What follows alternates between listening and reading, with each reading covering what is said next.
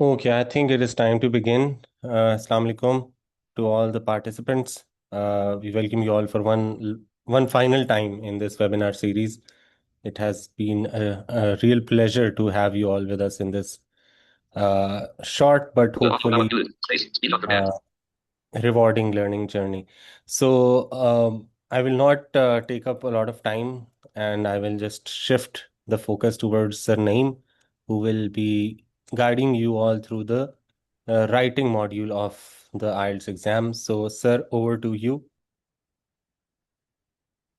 All right. Thank you so much. Assalamu alaikum, everyone. It's glad to be with you all once again. And it's just as Sir Umair was pointing out, I would say that it's been a meaningful journey. It's been a rewarding journey. And I'm really looking forward to today's session. I think it doesn't culminate our discussion, but rather it begins a new set of things or questions that you people have been asking, that you people are going to ask, because I think that this series has helped me in thinking about things that I think I did not have a chance to think of earlier. So I would really like to thank both Quva Pro and participants together with I mean, I would also like to extend my gratitude to Sir Umair for inviting me to do it. It's something that I think I would keep cherishing. Once again, thank you so much. So, those of you who are joining us today for the first time or who weren't with us or with me during last three sessions, this is Mohammad Naeem Riaz, and I am working with a consultancy here in Rawalpindi and Islamabad as a senior IELTS instructor and an interview coach. And I have been teaching IELTS for the last 3 years and teaching English in general for the last 5 years or so. And so this is the fourth session of the series that we launched. And today we are going to talk about the writing module. Last Friday um, is when we began this series. We talked about the speaking module first, then we met on Sunday to talk about the listening module, and then we met this Friday to talk about the reading module, wherein we discussed strategies that you could use to maximize your scores, because reading is that one area, just as I mentioned the other day, in which most students or candidates struggle. And today we are going to talk about the writing module, and these sessions are or would be available on YouTube as well. So we would first talk about the objectives of today's session, wherein we will discuss what is it that you're going to acquire, that you're going to learn, that we are going to discuss in today's session. So first thing first, we will have a quick overview of the writing module. Then we would move forward to understand the marking criteria, and then we would identify key strategies and structures for both writing tasks one and writing task two. So there are two writing tasks. I'm going to talk about it in a bit in detail. Then we will also shed light on um, some mistakes due to which students get less marks or scores in the writing module. So this is the agenda of today's meeting, today's session. This is what we would discuss. This is what we would shed light on. So these are some of the things. So uh, let's have a quick take a look at the overview of IELTS writing. What is IELTS writing? How is the writing module dealt with? So I have told you multiple times that listening, reading, and writing are going to be held together, but separate from speaking, because speaking would be held separately. So listening would be of 32 minutes, where 30 minutes would be dedicated to the audio and 2 minutes would be dedicated to you reviewing your answers. Then the window would shift. You would be asked to do the reading section, which would be of 60 minutes. There would be three passages for you to solve with 40 questions. And once those 60 minutes are over, once the reading section is over, you would be moved to, or your window would move to the writing module. And for the writing module, the time allowed would be 60 minutes. There would be again 60 minutes just as reading. And remember that as soon as 60 minutes would be over, for the reading module, whether you have registered all your responses or not, whether you managed to do just one question, two questions, 10 questions, or all the 40 questions, the window would not wait, the timer would not wait. You would be moved from the reading module to the writing module. There would be two tasks in the writing module, just as I told you earlier, during those 60 minutes. Task one would be to summarize the given information, and for that, it would be suggested that you spend 20 minutes on this. On this means task one. Task two would require you to write an academic essay, and for that, it would be suggested that you spend not more than 40 minutes.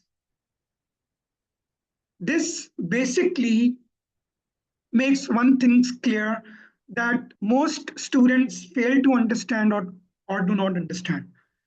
You see, there would be 60 minutes and the window would not move just as it did not move or it was not moving in the reading section. I mean, it's not like this that you do the first passage, or if the instructions are reading that you should spend no more than 20 minutes on this passage, then you cannot spend 21 minutes. You can certainly or definitely spend even 30 minutes on one passage or 40 minutes on one passage, which is why I recommended to you that you spend around 15 to 16 minutes on the first passage. So management of time is in your hands.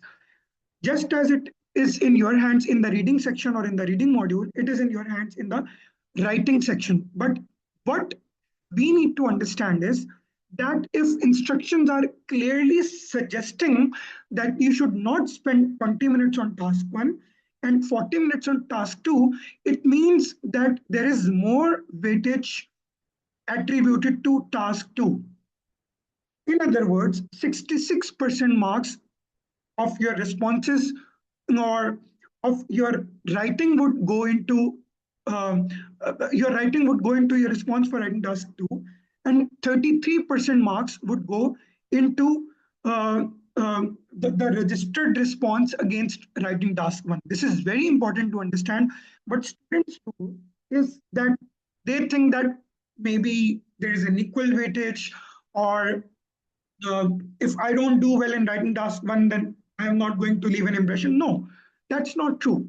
If you are being asked to spend 20 minutes, then as soon as 20 minutes are over, you should move to writing task two, no matter what. What students do is that they spend around 25 and in some cases 30 and in some cases 35 minutes doing task one.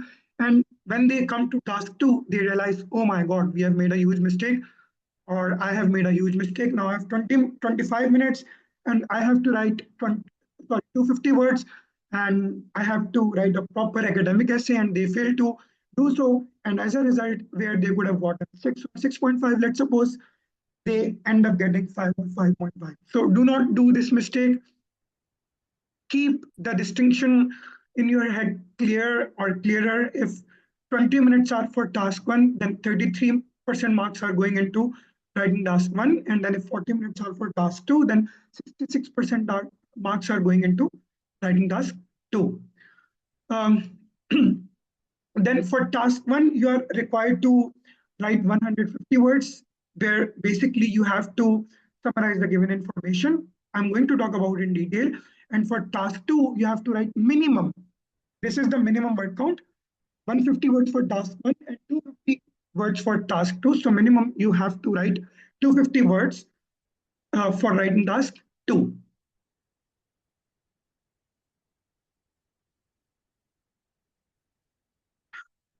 Then one more thing that you should keep in mind is the structure.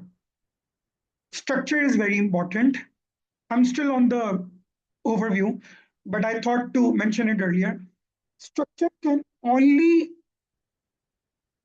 materialize if you do the rough work, whether it is writing task one or it is writing task two. For task one, it is important for you to categorize the data before writing your draft. Similarly, for task two, it is important for you to know what is it that you think and what are the arguments with which you are comfortable. When you know this, and this you can only know if you are doing some rough work, when you know this, writing the draft or drafts would become easier, which is why I often tell this to my students that rough work at times is more important than your registered response itself. It doesn't mean that you're not going to register your response. You're definitely going to register your response. That is what ultimately you have to do.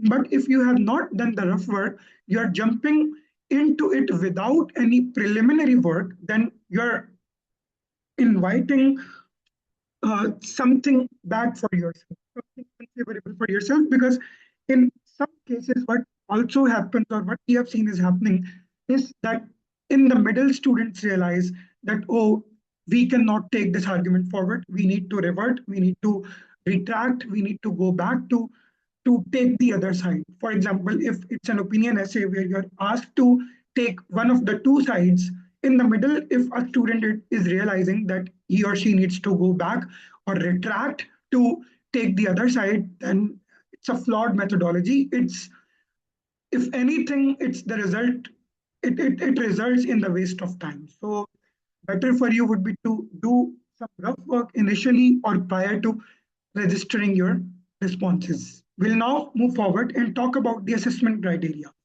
What is the assessment criteria behind your registered responses? How are you being assessed? What is it that you are supposed to keep in mind when you're registering your responses? There are again four parameters. The first one is task achievement or task response. The second one is coherence and cohesion. The third one is lexical resource, which, as I told you earlier, when we were having our webinar on the speaking module, is a fancy name of vocabulary. Then we have grammatical range and accuracy. Let's talk about the task response or task achievement. What is it that the task demands for you, sorry, from you? If it is task one, then you have to summarize the given information and you have to draw comparisons where relevant. But again, the idea is, I mean, I'm going to discuss this in detail. If task one requires you to register your response against a chart which has a dynamic data, and instead you register your response for the same chart, but you present this as something static. There are two types of data when it comes to task one, dynamic and static. So it is important for you, if you're going to do it, of course, you're going to be penalized. So it is important for you to understand what is it that the task demands from you. Task one requires you to summarize the given information, and task two requires from you to write an academic essay. And then task one has its own complexities, task two has its own complexities. Each comes with 4, 5, or 6 different categories. If you do not understand those categories or those types, then of course you cannot meet this criteria of task achievement or task response. You need to be understanding the question, understanding the instructions very carefully to register your response. Then when it comes to coherence and cohesion, what is required from you here? You're supposed to logically structure your ideas. You're supposed to be using discourse markers. You're supposed to be using linkers. You're supposed to be moving from one paragraph to another without any unnecessary or excessive transitioning involved. It needs to be navigation like water. It needs to be moving like water. It needs to be in a proper structural flow. I'm going to talk about that structural flow in a while. I'm going to tell you what is that one basic structure that you can use to maintain this coherence and cohesion. Then lexical resource or vocabulary. So you might be asked to talk about sports, or maybe something related to entertainment, something related to leisurely time, something related to teamwork, something related to uh, homework and online classes and all these things, something related to climate change, something related to artificial intelligence, especially if it is if it is task two, or if I talk to you about it from the point of view of writing task 2. If it is task 1, then you might be asked to to summarize the information which is related to fuel, or which is related to disciplinary enrollments, or which is related to number of enrollments of students, or which is related to some opinion of participants in some survey. So you need to be having pertinent vocabulary related to all these things. And again, this you cannot develop overnight. For this, you need to do a lot of practice. For this, you need to um, consistently engage in the practice of staying connected with materials, with different questions, with different question types, with different kind of data, with different kind of opinions. So this is something with which you need to be spending some time. But what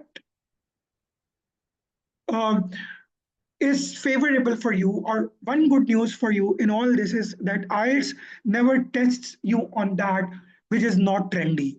So all these topics that I've discussed with you are in trend. Artificial intelligence is in trend. Environmental problems are in trend. So of course, this they will do without any biasness.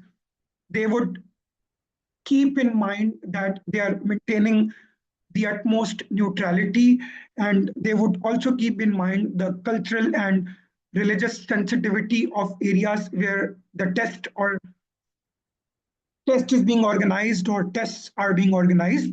They would keep this in mind. So there are certain topics that definitely they would test students on if the test is being administered in the West. But if it is being administered in the East, or in countries like Pakistan, India, Bangladesh, UAE, Oman, Iran, Jordan, and all these countries, so they would make sure that such topics are not given. So they do take care of the religious and cultural sensitivity.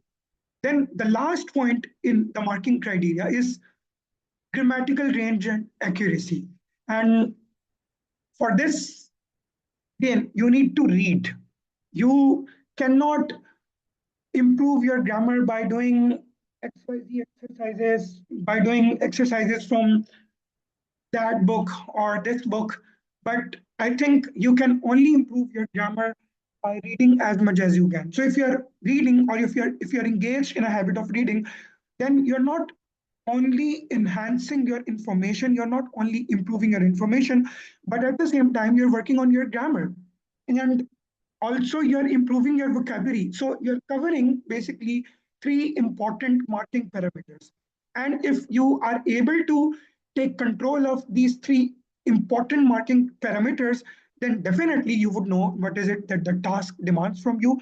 And that's how you will be able to cover all the four marking parameters. So I highly encourage you people to please start reading, read at least 1 to 2 articles per day.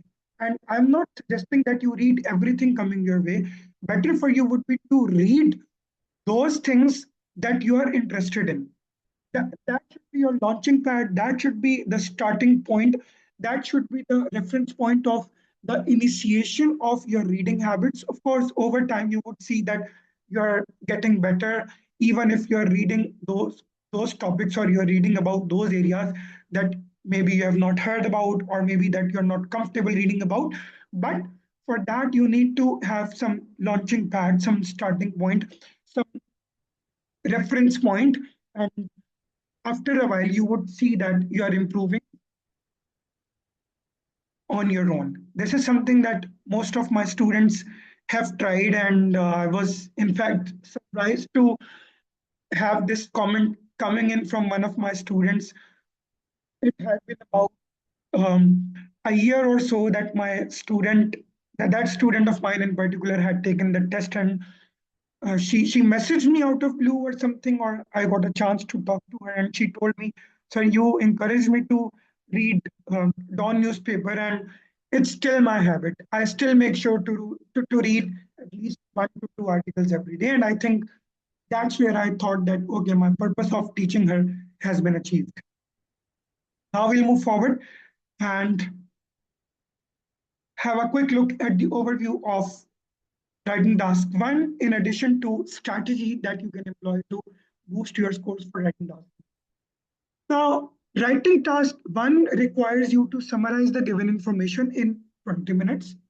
You are told to spend 20 minutes on this task, and also you're told to write no more, you're told to write not less than 150 words. So minimum word count is 150 words. And you see, the information is provided to you in the form of chart, graph, table, diagram, or map. Chart, graph, table, diagram, or map. So it means that there would be some data placed in front of you, and you would have to summarize the given information, and you would have to draw comparisons where relevant. So you see, when it's about writing task 1, you cannot give your own opinion. You have to summarize, you have to report. Okay, if you're getting into an opinionated discourse, then definitely you're going to lose your marks, because IELTS is mentioning very clearly in instructions that you should summarize the given information and draw comparisons where relevant. So it means that you have to do two things. Number one, you have to report what is provided to you in the form of graph, chart, table, diagram, or map. And if there are any comparisons coming in, then you have to mention those. And certainly there are comparisons. For example, the charts below provide information on the GDP of two different countries in 2010 and 2020. So you have to definitely draw comparisons while summarizing. So it may be possible that the GDP of one country is increasing from 2010 to 2020 or during this gap, and then the other country, the GDP of the other country is decreasing. So you have to draw these comparisons. You have to mention. This is just an example. So you cannot give your opinion. Yes, of course, some of you might be asking, but of course, when I'm drawing comparisons, I'm giving my opinion. Yes, you are giving your opinion, but that opinion is limited to the frame of or within the frame of the task itself or the provided data itself. You are not supposed to mention that because this country worked on, let's suppose it's social um, areas or its tourism sector, that is why it was able to improve its GDP sector, just because you know it. No, because it is not provided in the data, you are not supposed to be mentioning it. Similarly, let's suppose if there's a table where I was doing this table with my students just the other day.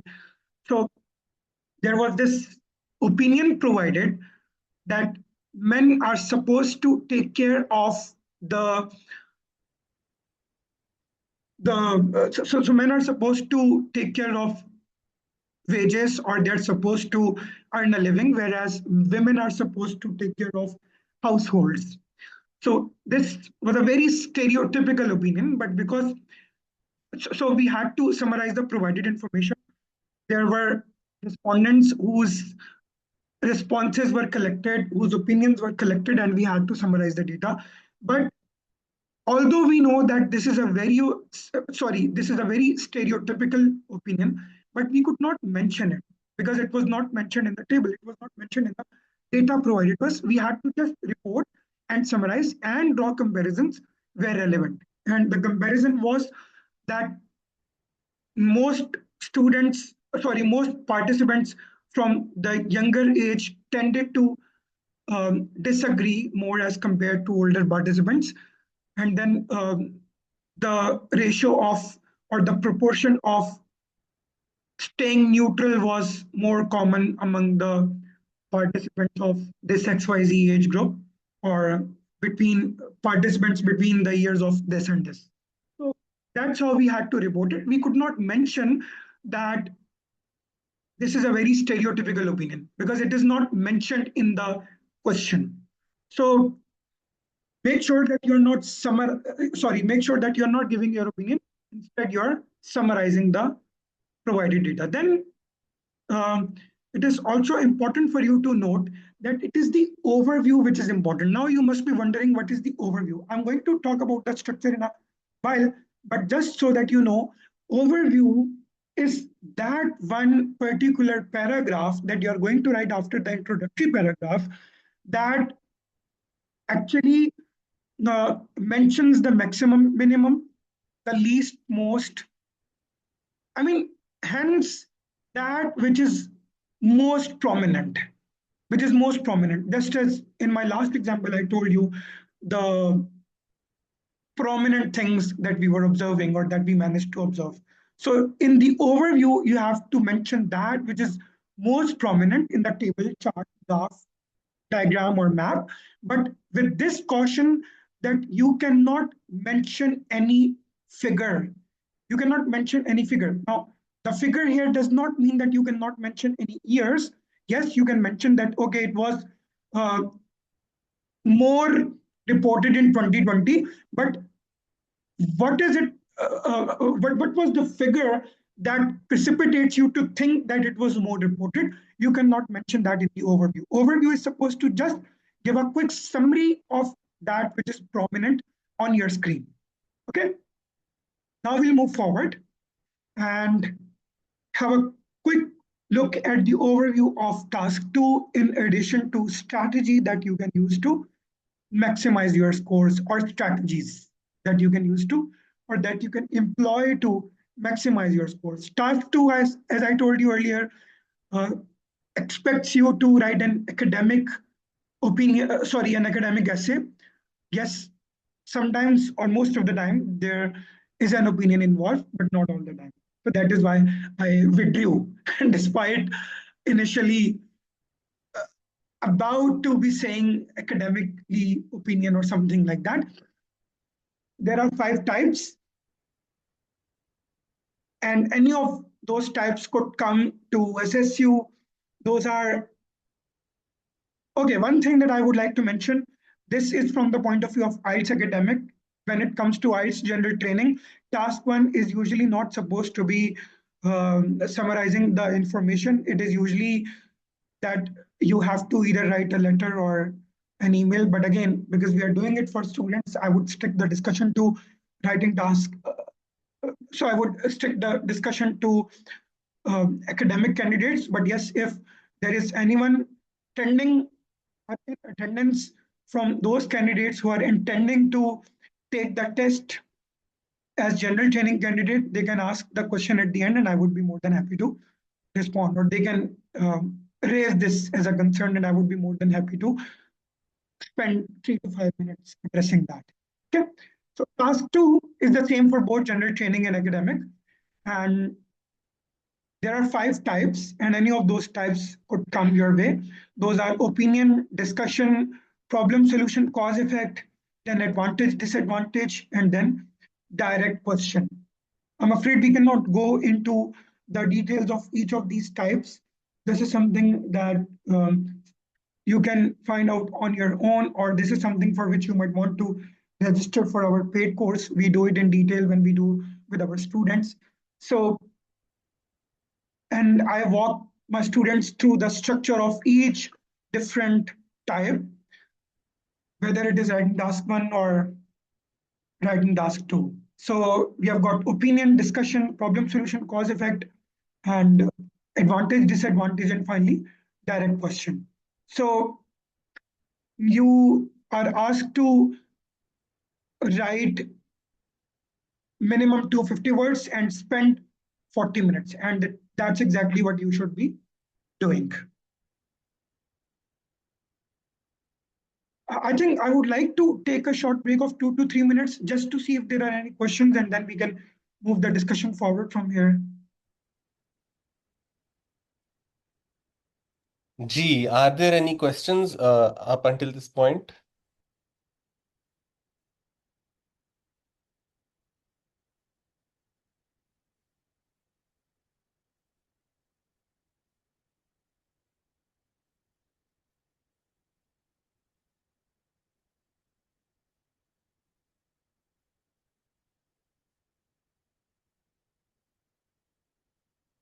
I would like to presume that we don't have any questions and we can move forward. What do you think about it, sir? I think Wasim has a question. Okay, okay. Yes, Wasim.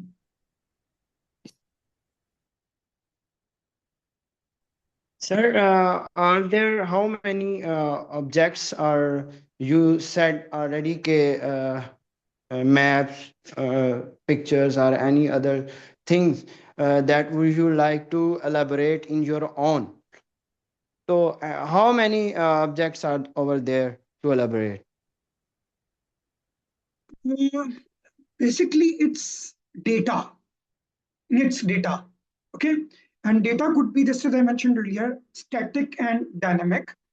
And that could be about the evolution of something, the progress of something, could be about different opinions.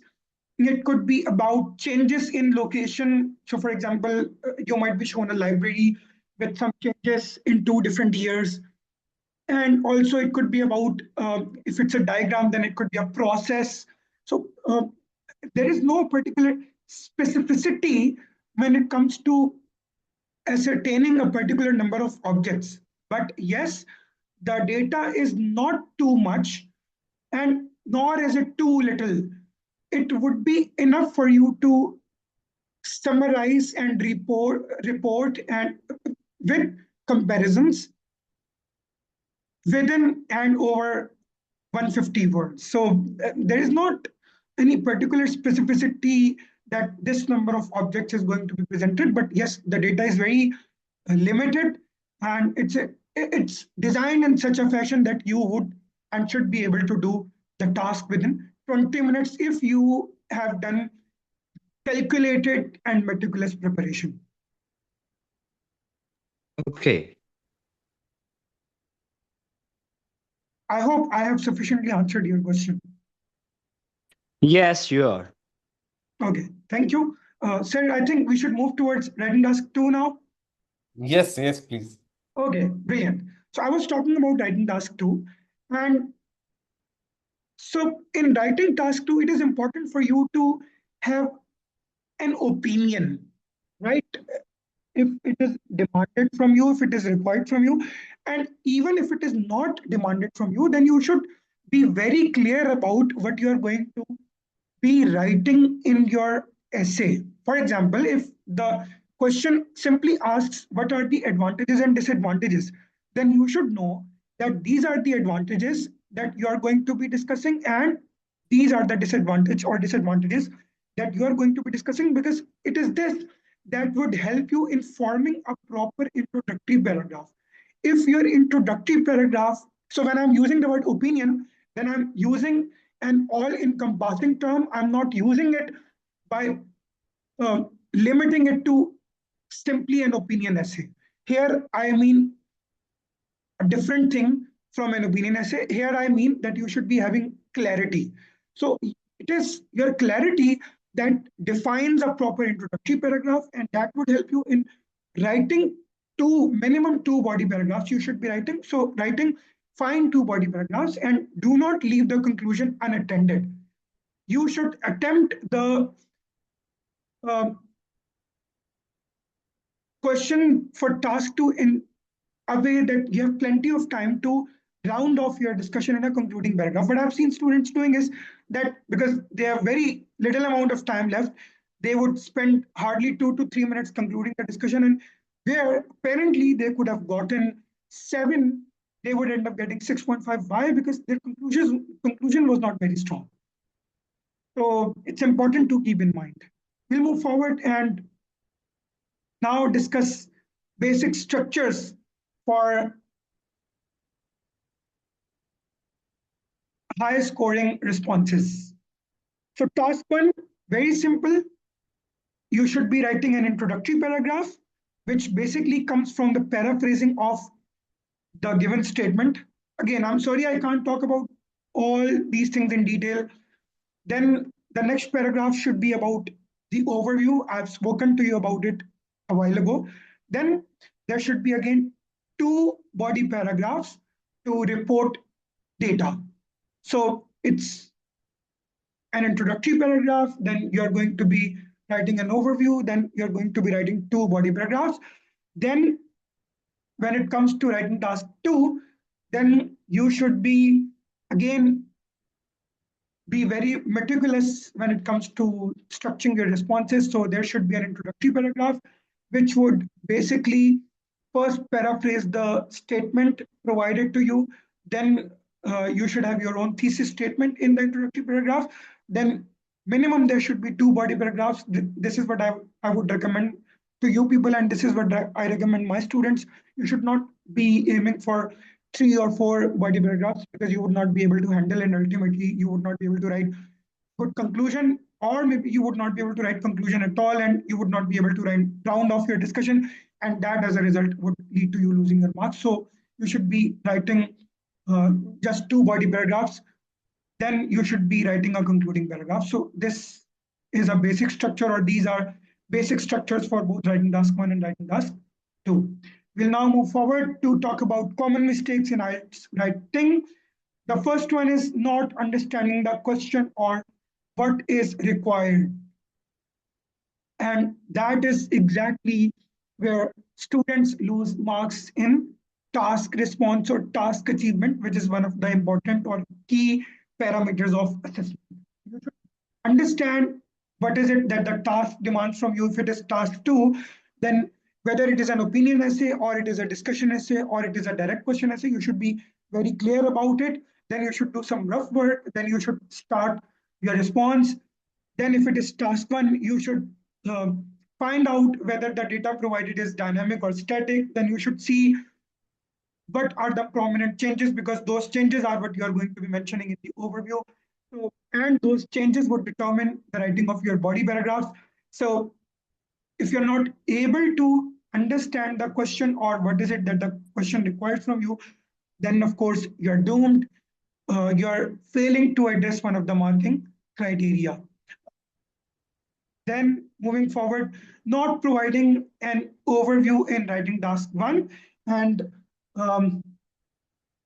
developed argument in writing task 2. I think I've spoken in detail about it during our previous slide, so I would move forward. Then clustering ideas in body paragraphs, very important from the point of view of writing task 2. What students do is that they put together so many ideas in a single paragraph. Don't do it. Don't do it. Don't do it. And I cannot emphasize on this enough. Better for you would be to limit your response for each body paragraph to one idea, and that should be it. You should develop that one idea, give its example, and develop that example or build up on that idea, and that would be it. That's it. Then you should move towards the next body paragraph.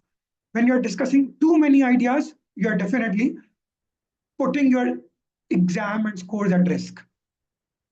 Then sometimes not developing supporting ideas properly. This again in writing task 2. Students say something and then they would move towards the next idea. No, develop that idea. Tell me, if I'm your examiner, tell me what is it that you are saying or what is it that you have said. Maybe I did not understand your argument fully. So expound a little, elaborate on it. Then over relying on templates or prefigured prompts or structures. Don't do it. And again, this is also something that I cannot emphasize on this enough. Do not fall victim to these so-called templates or prefigured structures. If anything, they would lose your scores. They would lower your scores. If by chance you get a chance, you get a moment to look at the sheet that examiners have that are marking you for writing tasks 1 and 2. So one of the things which is written in there is that whether the student has memorized template or structure or not. So this is something that you should please be very careful about. Then we'll move forward to take a look at key takeaways from my point of view. I'm not sure whether these are justified from your point of view, but if I talk to you about it from my point of view, then I think I would say that understanding of the task is very, very, very important. Then planning is more crucial than I think the task itself. This again does not mean that I'm saying that you should not write your draft, you should not attempt the task at all. I'm not suggesting this whatsoever, but I'm saying that if you have planned well, then you can register your response well. Otherwise, unfortunately, you will be doomed. Unfortunately, you will not be able to do it. Then structuring is that one thing that can maximize both your organization and your scores. I've had students whose grammar would be erratic or not so good, but because they knew how to structure their response or responses, they would end up getting 6.5, which would even shock me. But I would know what is it that helped them. It was a simple structuring technique. So if you are aware of the question type and structure that you have to employ, then definitely you're going to get good scores. And then practicing under time condition is also something which you should do prior to your exam. You should do at least 5 to 10 tasks one, just to see whether you are able to do these in 40 minutes and 20 minutes respectively. And if you're able to do, then of course you will be fine on the test day too. Then you should do these on your laptops or on desktops, whatever is available. And if I'm not wrong, both IDP and British Council provide you with not just um, mock tests, but I think both platforms or one of these platforms even invites you um, to practice on their system prior to your test. This is something that you should like to check with your with your examination center prior to taking your test or when you're booking your test. So when you're booking your test, please keep in mind all these things and then go for it. Whether you're prepared or not, whether you're able to, uh, you know, strategically plan listening, reading, and writing or not, whether you're able to um, type using the keyboard or not. All these things that you might want to consider when you are reflecting upon this. So that is where I would stop for the day. And before I take your questions, I would once again like to thank Quva Pro and Sarumer for inviting me to deliver this series. I think I was fair with my responsibility. I was just with my responsibility, but to share my experience, I've enjoyed delivering these sessions, and delivering these sessions has helped me in understanding those things, as I was saying initially, that maybe I did not get a chance to think about. And it's been truly a rewarding and promising experience with much more to come in future, inshallah. So thank you so much, sir. Thank you so much, Quva Pro. Now I think the floor or forum is open for your questions. From the session on writing that we had today, and I think I would be more than happy to accommodate your questions from all the previous three sessions too, on speaking, listening, and reading. Yes, and also alongside the questions that you ask, I would also appreciate if you can give us some verbal feedback on your experience of attending these 4 webinars. Um, yeah, the floor is open for you to share your thoughts on this experience also. So please, over to our participants. And one more thing I would like to say, sorry, is that we can invite our participants or candidates or students to, because there are so many students who genuinely wanted to attend these sessions, but ultimately they had to rely on the videos that we are uploading on YouTube. So if you are listening to this recording after the session is over, then you can share your feedback in the comment section. Yes, absolutely, absolutely.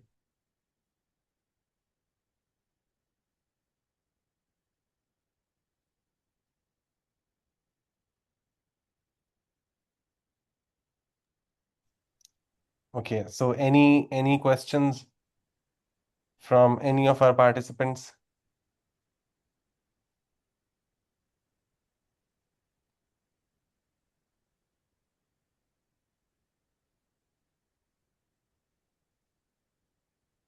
Any general thoughts on the webinar series?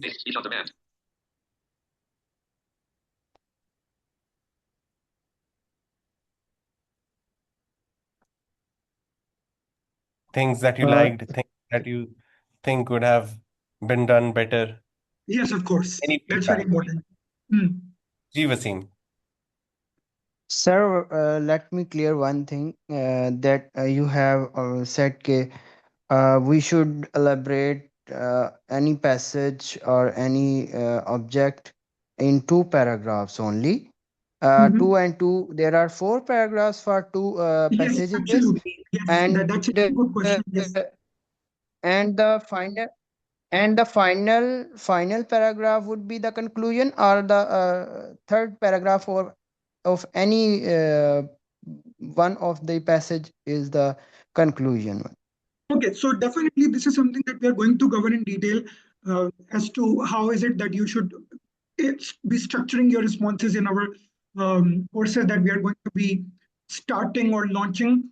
But the idea is that if it is writing task two, then you should be definitely having one introductory paragraph, then two body paragraphs in the middle, then one concluding paragraph to round off your discussion. But when it is about writing task one, then you should be having one introductory paragraph at the beginning, absolutely.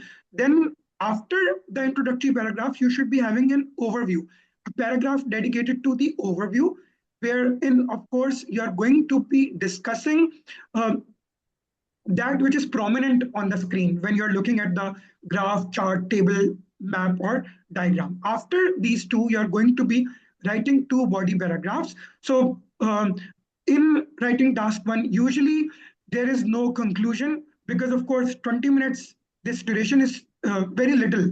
It's not so much to do so many things.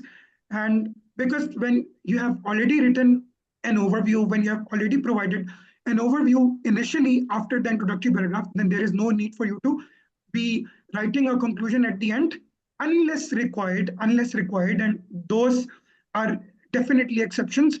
But otherwise, for writing task one, it's the introductory paragraph, overview, and then two body paragraphs. And then for writing task two, it's the introductory paragraph, minimum two body paragraphs, and then one concluding paragraph. So yes, in total, you are going to be writing four paragraphs each.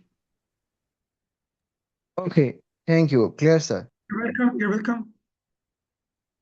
Also, Wasim, if you have anything to say about the webinar series and your experience of these webinar sessions.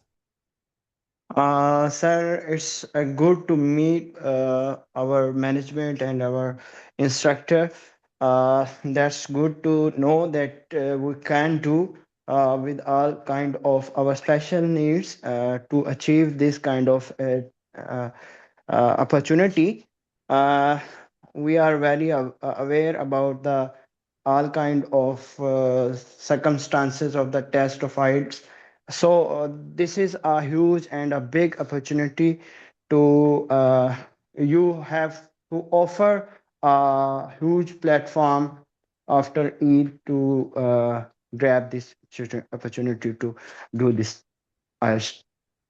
So it's a good thing for us.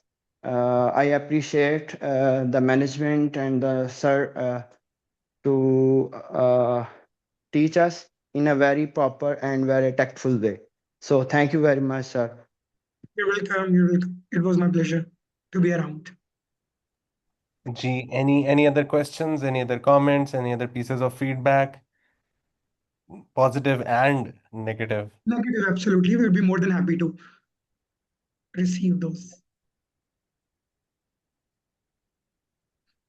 Gee, Fahad, Hania, Huzaima, Kuratulan, Asad, anything that you guys want to say?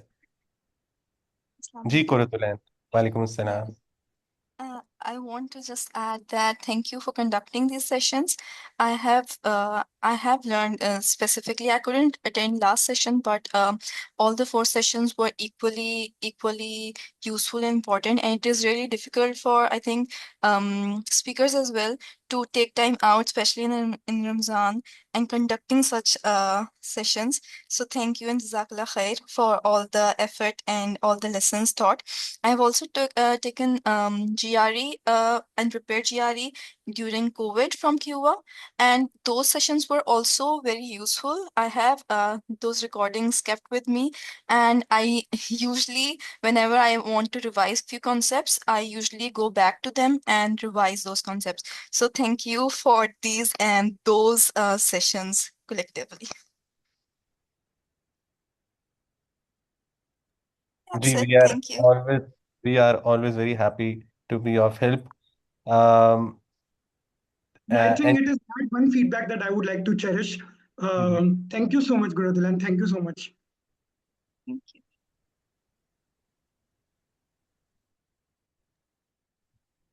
Ji, so uh, is that it? Anybody else? Any questions? Any suggestions? Any comments?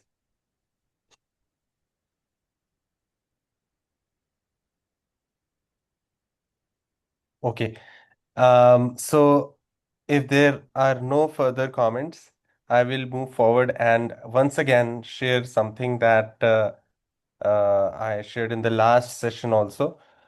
We have a special offer for our for the participants of this webinar series. We are launching our inaugural IELTS prep program after Eid with a tentative start date of 27th March, the first Friday after Eid, and it will be a month-long session with a month-long course with 12 sessions, and we aim to make it a very comprehensive and all-encompassing experience covering all the different modules of the test and offer extensive practice, share the various strategies and tips and tricks, and ways to avoid the traps that are set by the test, provide simulated mock tests, feedback on written responses, etc. For these classes which we are starting after Eid, we are offering this special early bird discount to participants of this webinar series. So a full 50% discount on the entire program. The program would cost 20,000 for regular applicants, but for you guys, if you can register by 13th March, there will be you know, a 50% discount. So it will be slashed by half the amount. So you will only have to pay 10,000 for the entire program. If anybody is interested in availing this opportunity, they should contact us on the number that I have shared on the screen. I hope all of you can see that number. It is a number that from which I message in the WhatsApp group in which you guys are all present. So I have shared this I've shared these details in the group already. I will share these details again. Anybody who is interested should contact on the number provided on the screen. ठीक है जी?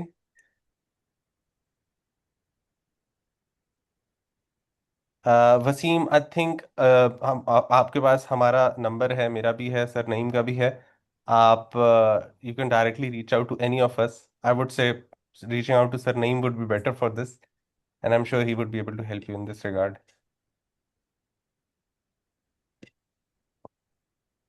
सही है जी? चलें. So with that, we bring this webinar series to a close. It was again a very enriching experience. I'm sure for the participants, but also for me, Sir Naeem, I learned so much about the IELTS exam from you. That is And very kind of you. so yeah, with I think we should now bring it to a conclusion. Thank you so much, everybody. It was a real pleasure to have you all with us. And we will also upload the recording of this last webinar also, just as we did for the first 3 webinars. Yeah. ठीक है, चलें. All Thank right. you so much. Thank you so much. You're welcome. You're welcome. Take care, everyone. Take care, sir. Bye-bye. Bye bye. Shabba khair. Allah Hafiz. Allah Hafiz. Leave the tab. Cancel. Shift tab.